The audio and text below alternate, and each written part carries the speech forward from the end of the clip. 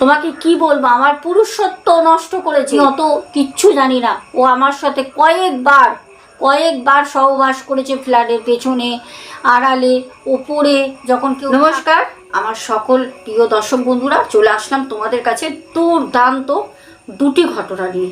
তোমাদের community post share করেছিলাম, বলেছিলাম একটি ঘটনা আসে, যেই ঘটনার সত্যতা যাচাই করার জন্য আমি সেই স্থানে নিজে যাই।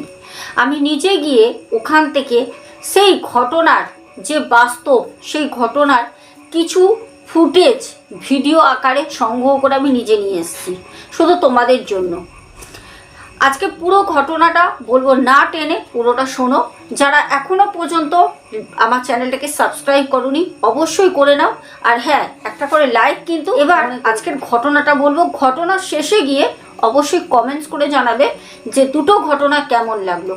একটি ঘটনা যেটি প্রথমে আমি বলবো সেটা পুরীর ঘটনা, তারপর আমি যাব হচ্ছে আজকে যেখান থেকে ফুটেজ আমি নিজে নিয়ে এসেছি তোমাদের জন্য ওই ঘটনায়। তাহলে চলো প্রথম ঘটনাটা আমি তোমাদের বলি। আমাদের এক দর্শক বন্ধু দীর্ঘ কয়েকদিন ধরে আমাকে নিয়মিত হোয়াটসঅ্যাপে অ্যাড হয়ে বলে যাচ্ছে যে দিদিভাই, আমাদের সাথে পুরীতে একটি ঘটনা ঘটে গেছে, যেই ঘটনাটা আমি তোমাকে শেয়ার করব। ফাইনালি সে পরশুদিন রাত 12টা-11টায় ঘটনাটা আমাকে শেয়ার করে। সেই ঘটনাটা প্রথম তোমাদেরকে আজকে জানাবো। তোমরা ঘটনাটা শুনে রীতিমতো হকচকিয়ে যাবে, এইটুকুনি কথা দিতে পারি। আর অনেকেই তোমরা আমাকে বলো যে হোটেলের নাম না বললে নাকি ঘটনা বানানো। যদি তোমরা বলো যে হ্যাঁ বানানো, তাহলে আমি তোমাদের কাছে একই সহমত হব বানানো। কারণ আমি প্রথমেই বলেছি, আমি কেন, ইউটিউবে কোনো কন্টেন্ট ক্রিয়েটার হোটেলের নাম রিভিল করতে পারে না। যদি করে, হোটেল কর্তৃপক্ষ থেকে যদি আমার ভিডিওটা দেখে, তার বদনাম হোটেলের সে কখনোই সহ্য করবে না। পাল্টা আমাকে একটা আইনত নোটিশ ধরাবে, কেসে আমি জড়াবো। আমি সেই সব প্রসঙ্গে যেতে চাই না, যার কারণে হোটেলের নাম আমি হাইট রাখবই। তাতে যদি তোমরা বলো আমার সাথে সহমত না হও, যদি বলো যে ফেক ঘটনা, তাহলে তোমরা গল্প হিসাবেই ধরতে পারো, ঠিক আছে। প্রিয় দর্শক বন্ধু ওনার জীবনে পুরীতে ঘটে যাওয়া একটি ঘটনা শেয়ার করে। বলেন, দিদিভাই, আমি আমার দুটি ছেলের বয়স হচ্ছে, একজনের 21, একজনের 17। আমার হাজব্যান্ড মারা গেছেন, ওনার ক্যান্সার হয়েছিল। আমি একটি গভর্নমেন্ট সার্ভিস জব করি, সেই জবটা হচ্ছে আমার হাজব্যান্ডের ছিল। উনি মারা যাওয়ার পর চাকরিটা আমি পাই।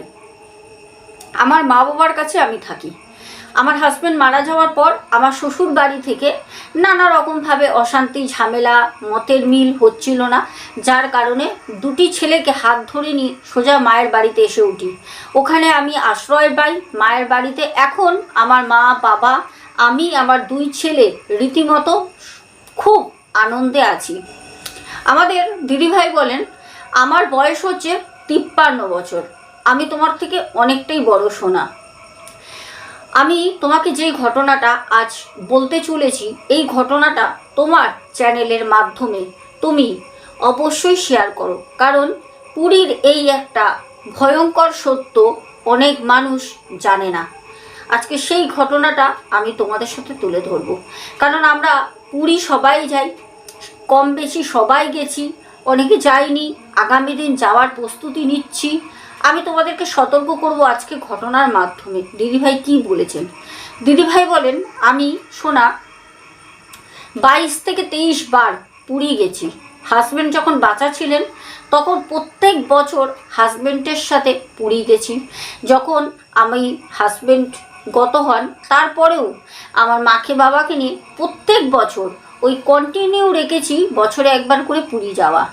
তো আমার জীবনে বলতে পারো একটা বাস্তব সত্য আমি পুরীতে দেখেছি। সেই ঘটনাটা আজকে আমি তোমার চ্যানেলের মাধ্যমে দর্শকদের জানাতে চাই, যাতে তারা এই ভুলটা না করে। কখনো তোমরা এই ভুলটা করবে না, যেটা বলতে চলেছি।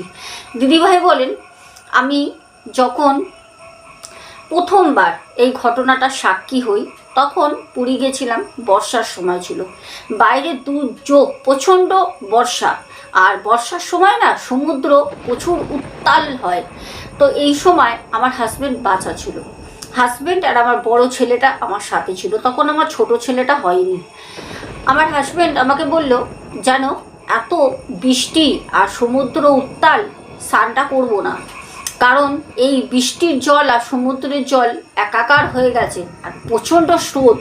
দেখলাম খুব কম সংখ্যক পুণ্যার্থী যারা গেছে, যারা পুরী ঘুরতে, খুব কম সংখ্যক লোক ওখানে স্নান করছে। তো আমার হাজব্যান্ড বলাতে আমি হাজব্যান্ডকে বললাম, ঠিক আছে কোনো অসুবিধা নেই, তুমি যদি বলো তাহলে করবো না, কালকে করে নেবো। তা আমার হাজব্যান্ড বলল ঠিক আছে। হঠাৎ আমরা চলে আসছি। আর আমি বলে রাখি, আমাদের দিদিভাই জানায় আমরা ছিলাম কিন্তু একদম কাকাতোয়ার হোটেলটা ঠিক একদম তার পাশাপাশি হোটেলে আমরা ছিলাম, ঠিক আছে। ওই কাকাতোয়া হোটেলে 3-4টে হোটেলের ভিতরে একদম পাশাপাশি। তো আমরা ওখান থেকে চলে আসছি। হঠাৎ শুনতে পারলাম প্রচণ্ড চিৎকার চেঁচামেচি। ঠিক তখন আমরা পুরীর যে সমুদ্র পার হয়ে সবে মাত্র উঠেছি, সেটা হচ্ছে স্বর্গদুয়ার নামক যেই স্থানটি পুরীতে রয়েছে, স্বর্গদুয়ার, ঠিক ওইখানটা। ওখান থেকে দাঁড়িয়ে যদি দেখো খুব কাছেই তোমরা দেখতে পারবে পুরী শ্মশান, যেখানে পুরী শ্মশানটা রয়েছে ঠিক দিদিভাইরা ওইখানে। দিদিভাই বললেন যে আমি দেখলাম যে কেউ একজন জলে ডুবে গেছে, সমুদ্রের মধ্যে ডুবে গেছে। তো প্রচুর লোক দেখলাম ওখানে, যে স্থানীয় প্রচুর দোকান আছে, আমরা সবাই জানি পুরী স্বর্গদুয়ারে, ওখান থেকে লোক সব দোকান দিয়ে একজন হয়তো আছে, সব দেখছি সমুদ্রের দিকে দৌড়াচ্ছে। তো আমার হাজব্যান্ড বলল যে চলো তো দেখি। আমিও হাজব্যান্ডের সাথে সাথে গেলাম। তখন আমার বড় ছেলের বয়স হচ্ছে 7 বছর। এবার আমি যেতে যেতে হঠাৎ করে আমার হাজব্যান্ড বলল, অত দূরে যাওয়ার দরকার নেই, আমরা দূর থেকেই দেখি। বাড়ি ফিরে যাচ্ছিলাম তো, আমরা হোটেলে যাচ্ছিলাম, তখন দেখলাম যে একটা ছেলে 26-27 বছর বয়সী হবে, ছেলেটিকে তুলে নিয়ে আসছে। তো হঠাৎ করে আমরা বললাম যে কি ব্যাপার, ছেলেটিকে তুলে নিয়ে আসছে? না, ছেলেটি ওই স্থানেই ছেলেটি স্নান করছিল, ছেলেটি জলের মধ্যে তলিয়ে যায়। আর তলিয়ে যাওয়ার পরে ছেলেটি মানে হার্ট ফেল করে যায় কি, তখন মৃত অবস্থায়, জানি না। তো ওখান থেকে ছেলেটিকে তুলে নিয়ে সাথে সাথেই ওখান থেকে একটা টোটো করে হসপিটালে হয়তো নিয়ে গেলো, বাড়ির হয়তো আত্মীয় পরিবার ছিল, ঠিক বিষয়টা বুঝলাম না। তো আমার হাজব্যান্ড বললো যে চলো চলো, ছেলেটাকে তোলা হয়ে গেছে। তো আমরা হোটেলে গেলাম। আমরা 3 দিন ছিলাম। তারপরে আবার পুরী থেকে আমরা পুজো দিয়ে, জগন্নাথ দেবের ভালো মতো সময় কাটিয়ে পুরীতে পুজো দিয়ে চলে আসলাম বাড়ি। এইবার ঘটনাটা ঘটলো ঠিক তার পরের বছর, মানে নেক্সট ইয়ার আবার আমরা পুরী গেলাম। আমার হাজব্যান্ড, আমার বড় ছেলে, আমরা 3 জন আবার পুরী গেলাম। এইবার পুরীতে যাওয়ার পর ঠিক আমরা প্রত্যেক বছর গেলে ওই কাকাতুয়া যে ফেমাস একটি খাজা বলো গজা বলো যে দোকান রয়েছে, তো ঠিক ওর পাশেই আমরা হোটেলটায় থাকি। আবারও গেলাম সেই হোটেলে, আমাদের পছন্দ অনুযায়ী একটা রুম দিল। হোটেলটা সত্যি খুব ভালো, ওনার ব্যবহারও খুবই ভালো। তারপর আমরা সেই প্রত্যেক বছরের মতো স্নান করতে গেলাম। তবে এইবারে যে ঘটনাটা বলছি, এইবারে কিন্তু বৃষ্টি হয়নি, সময়টা ভালো ছিল। যাওয়ার পর সমুদ্রে খুব আনন্দ করে 2 ঘন্টা স্নান করলাম। তারপর আবার হোটেলের রুমেও ফিরে আসলাম। এই রকম করে আমি প্রায় যখন 10 থেকে 12 বার পুরী যাওয়া হয়ে গেছে। আমি পুরো তো এক বারের কথা বলতে পারবো না, 10 থেকে 12 বার যে আমি পুরী গেছি। আমার অভিজ্ঞতা, ওই যে পুরীতে যে স্বর্গদুয়ার আছে, ওর সামনে যে শ্মশানটা রয়েছে, ওই শ্মশানের সোজাসুজি যে সমুদ্র সি বিচটা দেখতে পাও, শ্মশান থেকেও কিন্তু হেঁটে গেলে সোজা বালির ওপর থেকে সমুদ্র পৌঁছতে পারবে, ঠিক আছে। দর্শক বন্ধু, এটা একটা সতর্ক তোমাদের কাছে একটা বার্তা। যারা পুরী যাও, অনেকেই জানো না, সত্যি কথা বলতে আমি নিজেও জানতাম না। আমাদের দিদিভাই বলেন যে আপনি শোনা, যদি বিশ্বাস না হয়, আপনি পুরীতে গিয়ে স্থানীয় ওখানে লোকালের লোক, স্বর্গদুয়ারে যে অনেক দোকান আছে, ওখানে গিয়ে আপনি জিজ্ঞাসা করবেন, এর সত্যতা আপনি পেয়ে যাবেন। পুরীর যে শ্মশানটা রয়েছে ওই শ্মশানের সোজাসুজি সমুদ্রে কেউ স্নান করবে না। যদি ওই সমুদ্রর শ্মশান আর ওই সমুদ্র যে একদম যে ডেড বডিগুলো পুড়ছে, মৃত মানুষগুলো, আর সোজা ধরে যদি তুমি চলে যাও শ্মশানে হেঁটে, মানে শ্মশান থেকে হেঁটে যদি চলে যাও সমুদ্রে, ওইখানে কেউ স্নান করলে সে ডুববেই। যদি 100 জন ওখানে স্নান করে, একজন না একজন ডুবে মারা যাবে। আমি নিজে খবর নিয়েও দেখেছি যে হ্যাঁ, এই ঘটনাটা একদম বাস্তব ঘটনা। কেন পুরীতে আমার ভিউভার্স আছে, আমার কটকে ভিউভার্স আছে, আমি তাদের কাছ দিয়েও খবর নিয়েছি, কারণ তারা ওখানে থাকে, তারা ওখানে লোকাল। তারা বলেছে যে দিদিভাই এই কথাটা আপনাকে যে বলেছে সঠিক কথা বলেছে। ওইখানে যদি কেউ স্নান করো শ্মশানের সোজাসুজি, তাহলে কেউ না কেউ ডুবে মারা যাবে। আর সেই আত্মাটাও কিন্তু ওইখানেই থাকে, কেউ না কেউ কোনো অতৃপ্ত আত্মা তাকে টেনে নেয়। এইটা হয়তো অনেকের কাছে অবিশ্বাস্য লাগবে। যদি তোমরা পুরী যাও, তোমরা ভালো কোনো লোকের কাছ দিয়ে খবর নিয়ে দেখবে কথাটা কতটা বাস্তব। আর আমাদের যে দিদিভাই ঘটনাটা শোনান, দিদিভাই বলে, সোনা আপনি বিশ্বাস করবেন না, পুরীতে গিয়ে আমি স্বর্গদুয়ারের ওইখানেই আশেপাশে স্নান করতে যেতাম, আর ওই কাকাতুয়ার আশেপাশের হোটেলেই আমি থাকতাম, কিন্তু আমি 11 বার দেখেছি যে ওইখানে কেউ না কেউ জলে ডুবে মারা গেছে। দর্শক বন্ধু, তোমাদের প্রথম ছোট্ট করে একটা ইনফরমেশন দিলাম, একটা ইনফরমেটিভ এটা ঘটনা ছিল তোমাদের সাথে শেয়ার করার, কারণ সতর্ক করলাম। অনেকেই আমরা পুরী ঘুরতে যাই, খুবই ভালোবাসি জগন্নাথ দেবের কাছে যেতে, তো তোমরা অবশ্যই সতর্ক থাকবে। পুরী সমুদ্র অনেক বড়, চিন্তা করবে। আর জীবনের থেকে দামি তো কোনো জিনিস নেই। আমি মনে করি জীবন থাকলে জীবনে সব করা যায়, জীবনের থেকে দামি কোনো জিনিস নেই। সব সময় একটু হেঁটে চলে যাবে অন্যদিকে। তো চলো এবার আমরা যাব নেক্সট ঘটনায়। আমাদের নেক্সট ঘটনা ফুটেজ আমি নিজে সংগ্রহ করেছি। আমি তোমাদের সাথে ঘটনাটা বলবো, ঘটনাটা এতটাই লোমহর্ষক, জাস্ট তোমরা শোনো। আমাদের এই দ্বিতীয় ঘটনাটা যেটা তোমাদের শেয়ার করব, এই ঘটনাটা একটি ভাই প্রথমে রাত 1টার সময়, আজ থেকে 5 দিন আগে আমাকে কন্টিনিউ ফোন করতে থাকে, কন্টিনিউ। আমি প্রচণ্ড বিরক্ত বোধ, আমি পরিবারের মধ্যে থাকি, রাত 1টার সময় কোনো ভিউয়ার্স আমাকে কল করছে, এটা আমার বাড়ির লোক কখনোই ভালো চোখে নেবে না। তোমাদের দাদাভাই আমাকে বললেন এত রাতের বেলা কে ফোন করছে। আমি 3 বার ফোন করেছে, আমি কিন্তু ফোনটা রিসিভ করি। রাত 1টার সময় ফোন করবে, আমি ফোনটা রিসিভ করব, এটা তো কখনোই হয় না। তারপর আমি আমার ছেলেকে বললাম, বাবা ফোনটা একবার রিসিভ করতো।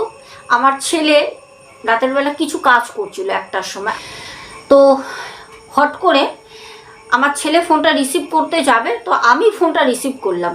আমি বললাম দেখি কে হতে পারে, কারোর কোনো প্রবলেম আছে, কারণ অনেকের অনেক রকম পারিবারিক সমস্যা, অনেক রকম ভূত পেত, অনেক বিষয় আমাকে ফোন করে, শুধু ঘটনার জন্য তো না।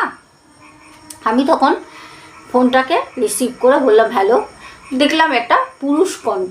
প্রথমেই কিন্তু আমার রাগ হলো, নিশ্চয়ই কেউ ফোনটা করেছে বদমাইশি করার জন্য, কারণ হতেই পারে। তো আমি তখন বললাম যে রাত 1টার সময় কোনো ভদ্রলোক একটা পরিবারের কাউকে ফোন করে। আমাকে বললো দিদিভাই আমাকে ক্ষমা করবেন, আমি আপনাকে ডিস্টার্ব করার জন্য ফোন করিনি, আমাকে বাঁচান, না হলে আমি মারা যাব। আমি তখন বললাম মারা যাবেন মানে কি বলতে চাইছেন? আর আপনি কিছু প্রবলেমে থাকলে আপনি স্থানীয় থানায় ফোন করুন, আপনি আমাকে কেন ফোন করেছেন? আপনাকে আমি কি দিক থেকে বাঁচাতে পারি? তখন আমাকে বলল যে দিদিভাই আমি একটা বিশাল বড় ভুল করেছি, আমি সেই ভুলটা কি করে শোধরাবো বুঝতে পারছি না। আমি তখন বললাম ভুল করেছেন, শোধরাবেন, আমি বিষয়টা কিছু বুঝতে পারছি না। তখন আমার হাজব্যান্ড বলল যে ফোনটা আমাকে দাও। আমি বললাম না, আমি জাস্ট কলটা মিউট করে আমি বললাম যে না, আমার ভিউয়ার্স কোনো ফোন করেছে, নিশ্চয়ই কোনো প্রবলেমে আছে। তখন আমি জিজ্ঞাসা করলাম যে হ্যাঁ ভাই বলো কি হয়েছে।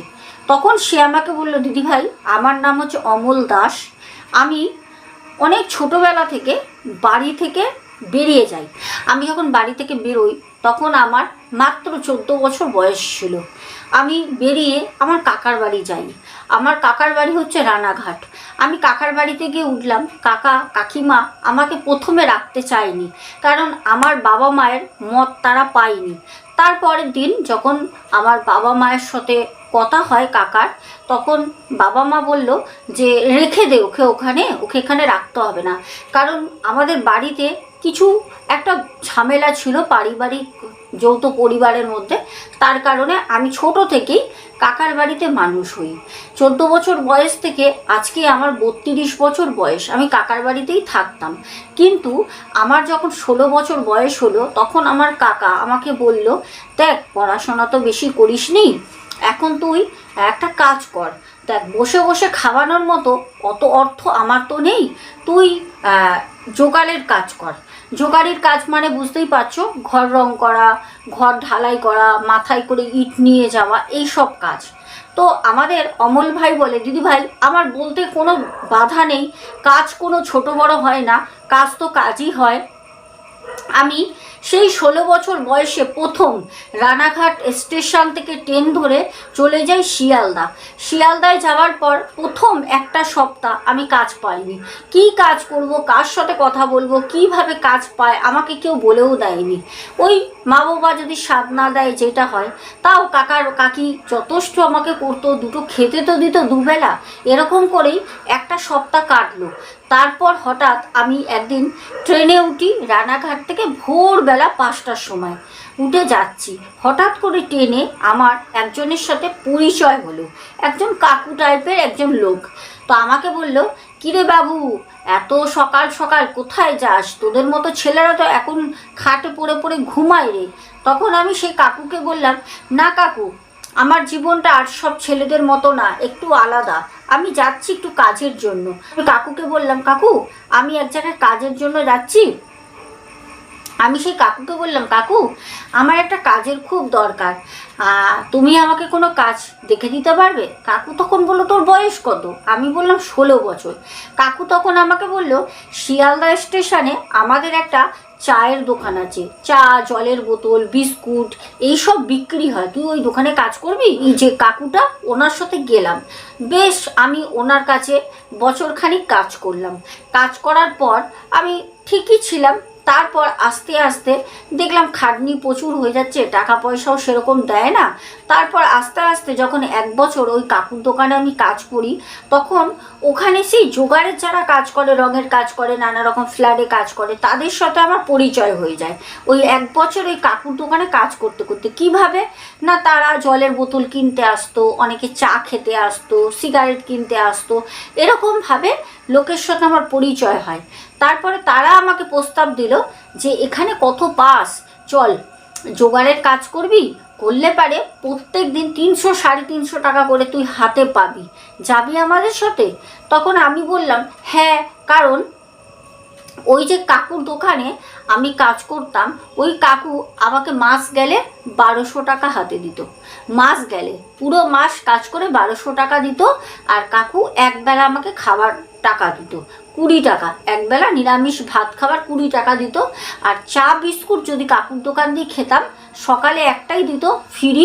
তাছাড়া কাকুর দোকানে কাজ করতাম, আর যদি চা বিস্কুট খাবার হতো তাহলে পরে কাকু কিন্তু টাকা কেটে দিত। তো আস্তে আস্তে যাই হোক ওই সময়টা হেল্প করেছিল। পরে আমি ছেড়ে জোগাড়ের কাজে যাই। এইবার আমাদের ভাই বলে, দিদি ভাই যখন আমার 19 বছর বয়স, তখন আমি আস্তে আস্তে আস্তে আস্তে জোগাড়ের কাজ যে সবার সাথে করতে করতে খুব কাজে পারদর্শী হয়ে উঠলাম। এরপর আমার ঘটনাটা ঘটে হচ্ছে ঠিক 2023-এর একদম শেষের দিকে। আমি একটি ফ্ল্যাট হচ্ছিল, সেখানে কাজ করতে যাই। আমাদের একটা কাজের গ্রুপ আছে, মানে আমাদের হেড একজন মিস্ত্রি আছে।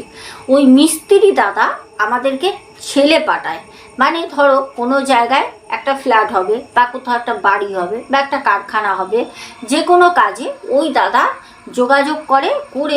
ওই দাদা 30টা ছেলে পাঠিয়ে দিল, কি 20টা ছেলে এক জায়গায় পাঠিয়ে দিল, ওরা কাজ করবে, থাকবে, খাবে, সব কিছু।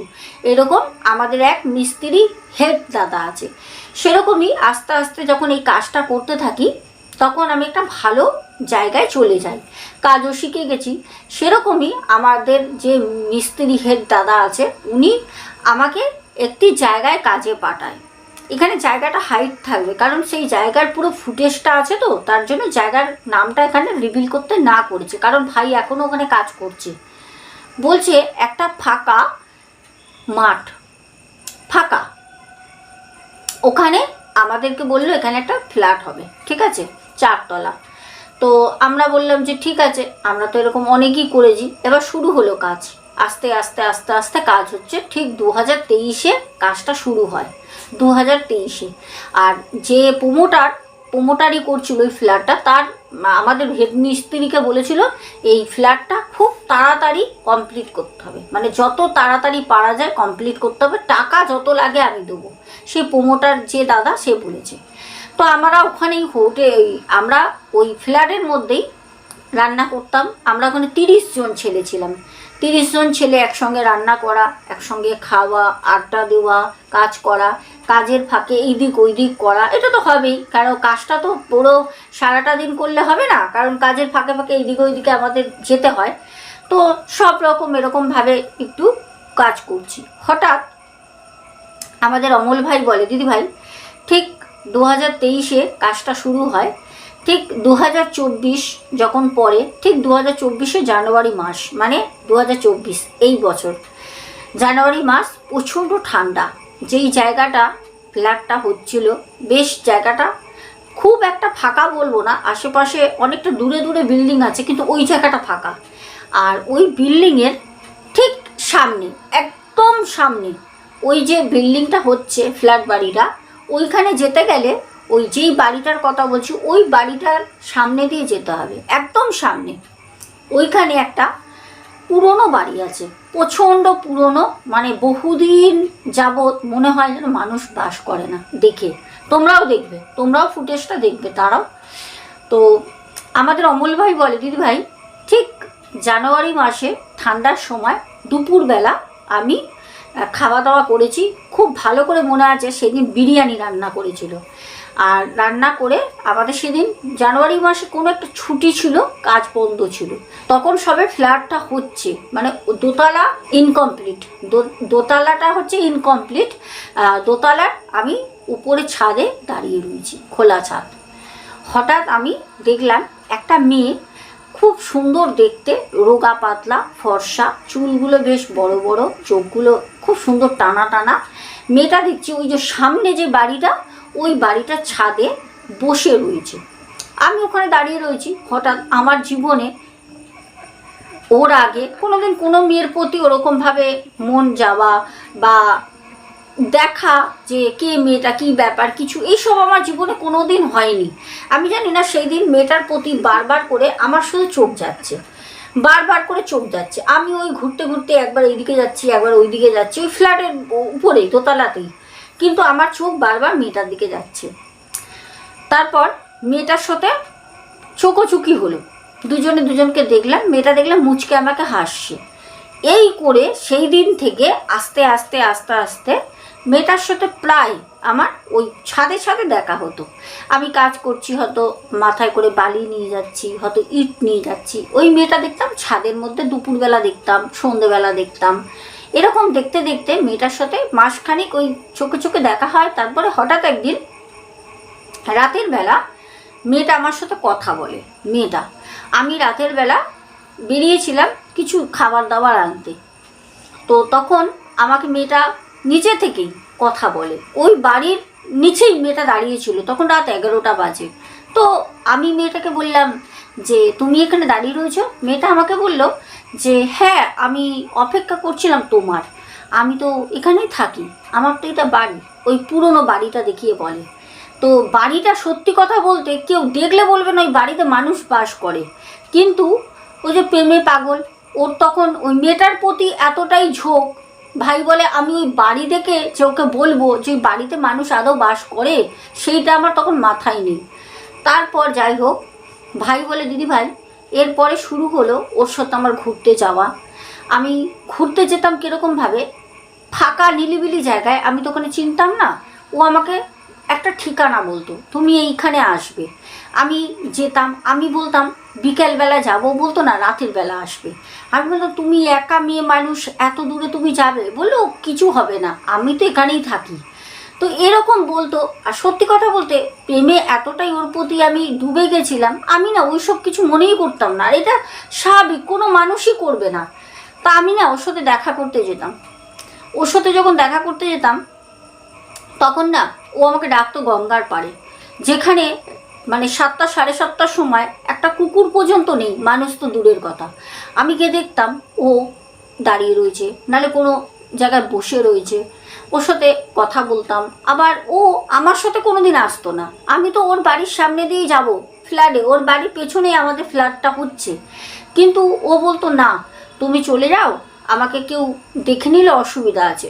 তা আমি আবার আমার মতো চলে আসতাম, চিন্তা করতাম। ও বলতো আমি তোমার রাতে ঠিক দেখা দেবো আমি গেছি কি না। তারপর রাতের বেলা 11টা 12টার সময় দেখতাম ও ছাদে রয়েছে। এরকম করে কিছুদিন পর আমার ওর সাথে ফ্ল্যাটে কেউ না থাকায় ওর সাথে আমার সহবাস হয়। ও আমার ফ্ল্যাটে নিজে থেকে আসে। আসার পর দুজনে একে অপরের 2 মাস হয়েছে কাছাকাছি, অনেকটাই হয়েছি, দেখা করেছি বাইরে। একটা সহবাস ভুল বোঝাবুঝির কারণে হোক, মানে এটা আমি জীবনে হয়তো ভুল করেছি। আসলে ওটা আবেগ, একটা ইয়ং ছেলে একটা ইয়ং মেয়ে একসাথে যেটা হয় থাকলে।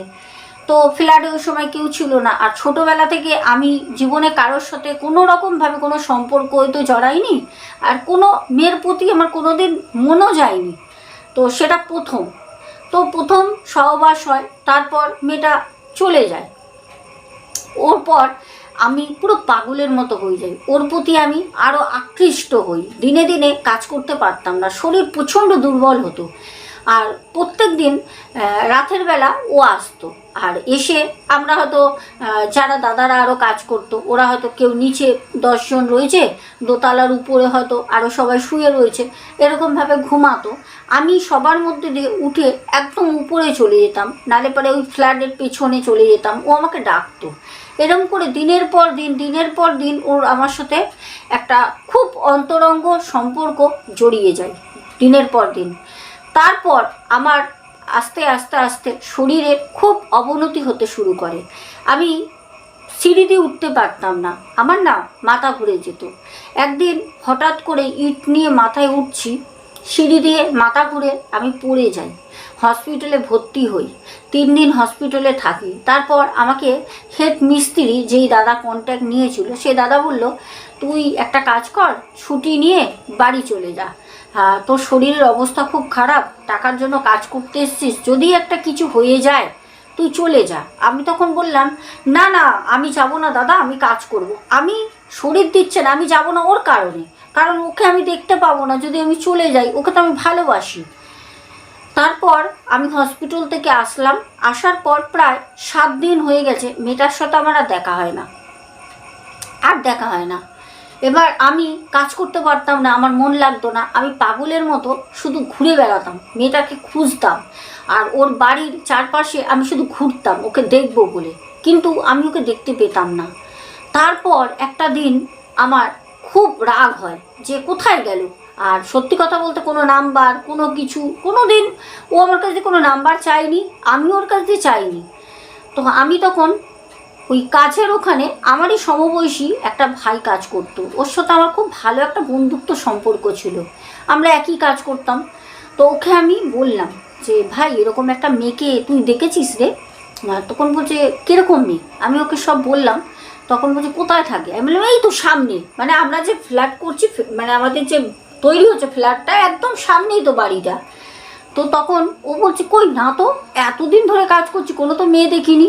আমি বললাম ভাই এরকম এরকম ব্যাপার। ওকে আমি সম্পূর্ণটা খুলে বলি, কারণ আমাকে তখন কারোর তো সাহারা নিতে হবে মেয়েটার খোঁজ নেওয়ার জন্য। আমারও শরীরের অবস্থা হসপিটাল দিয়ে আসার পর অতটাও ভালো নেই। তখন ও আমাকে বলল যে অমল তুই চিন্তা করিস না, আমি দেখছি, দাঁড়া। খোঁজ খোঁজ খোঁজ খোঁজ না, প্রায় 15 দিন ধরে খোঁজ নিচ্ছি, ওরকম নেই। তারপর ওখানে বাড়িতে গিয়ে জিজ্ঞাসা করি, ওখানে যত দোকানপাট আছে ওই পাড়ায় সবাইকে জিজ্ঞাসা করি, সবাই বলছে না এই রকম মেয়ে তো আমাদের এখানে নেই, তুমি কোথায় সেই মেয়েকে দেখেছো, কোন মেয়ের কথা বলছো? তারপর আসল সত্য যেটা জানতে পারি সেটা হচ্ছে ওই বাড়িতে ওই মেয়েটার মা বাবা মেয়েটা বাস করতো। আজ থেকে প্রায় 75 বছর আগে 3 জনে গায়ে আগুন দিয়ে ওই বাড়িতে মারা যায়। ওই বাড়িটা পুরো পোড়া অবস্থা, এখনও পর্যন্ত ফুটেজটা তোমরা দেখে আসো তাহলে বুঝতে পারবে। আর ওই মেয়েটা ওই আত্মা হয়ে ওই বাড়িতে ঘুরে বেড়ায়। তাহলে ভাবো ওই মেয়েটার আত্মা একটা আমাদের মতো মানুষের সাথে নাকি সহবাস করেছে দিনের পর দিন। ভাবতে পারছো এটা? ভাবতে পারছো এটা কি সম্ভব? এইটাও সম্ভব। আমাদের ভাই বলে, দিদি ভাই তোমাকে কি বলবো, আমার পুরুষত্ব নষ্ট করেছে। আমি তোমাকে বলে বোঝাতে পারবো না। কেউ যদি বলে যে একটা আত্মা যার শরীরই নেই সে কি করে সহবাস করে, আমাদের ভাই বলে, দিদি ভাই আমি অত কিচ্ছু জানি না। ও আমার সাথে কয়েকবার সহবাস করেছে, ফ্ল্যাটের পেছনে, আড়ালে, ওপরে, যখন কেউ থাকতো না তখন এসে। আমারও প্রথম আমিও সব বুঝতাম না, আমারও ভালো লাগতো, কারণ আমি জীবনে কোনোদিন কারোর সংস্পর্শে যাইনি। আর আমি তো ভেবেছিলাম ফিউচারে ওকে বিয়ে করব, আমি নিয়ে সংসার করব। কিন্তু আমি যখন বাস্তব জিনিসটা জানতে পারি তখন আমি রীতিমতো আবার হসপিটালে ভর্তি হই, কারণ আমি তখন বুঝে পাচ্ছি আমি কার সাথে কী করলাম। আমাদের ভাই বলে, দিদি ভাই আমি জানি না আদৌ আমি জীবনে কোনোদিন কাউকে বিয়ে করতে পারবো কি না, আমি জানি না। কারণ আমি মানে পুরো কি বলবো, আমার সব কিছু শেষ হয়ে গেছে। যাও ফুটেজটা দেখে আসো।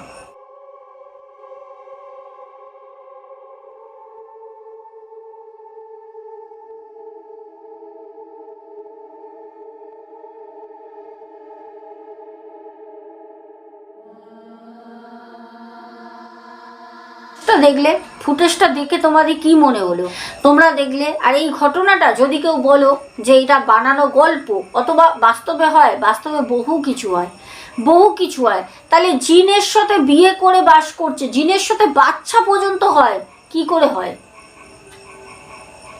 উত্তরটা অবশ্যই দেবে। আজকে আসছি, যেতে যেতে বলবো স্ক্রিনে যে নাম্বারটি যাচ্ছে সেই নাম্বারে যোগাযোগ করো। সবাই খুব ভালো থেকো, দেখা হবে ঠিক রাত 10:30। আজকের মতো টাটা, গুড নাইট, চলো।